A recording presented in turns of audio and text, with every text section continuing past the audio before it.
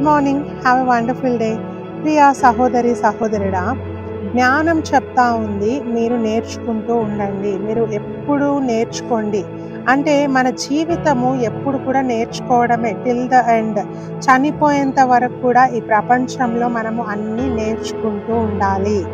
Learning ప్రాసెస్ని ఎప్పుడు ఆపేయొద్దు. నాకు ఇంకా అన్నీ తెలుసులే, నాకు ఎవరు చెప్పనవసరం లేదని ఎప్పుడు అనుకోవద్దు. ఎప్పుడు మనం నేర్చుకోవాలి.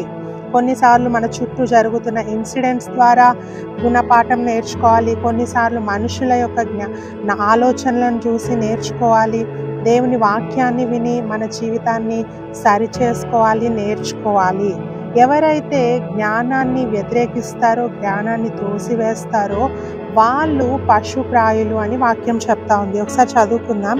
సామెతలు 12:1. శిక్షను ప్రేమించువాడు జ్ఞానమును ప్రేమించువాడు, గద్దింపును అసహించుకొనువాడు పశుప్రాయుడు. ఎవరైతే కరెక్షన్ని తీసుకుంటారో, ఎవరైతే సరిచేసినప్పుడు దాన్ని యాక్సెప్ట్ చేస్తారో, నా మంచికే చెప్తున్నారని ఆ కరెక్షన్ని తీసుకుంటారో వాళ్ళ జీవితంలో ఉన్నత స్థానానికి వస్తారు. వాళ్ళ జ్ఞానాన్ని పొందుకుంటారు, వాళ్ళు చాలా నేర్చుకుంటారు.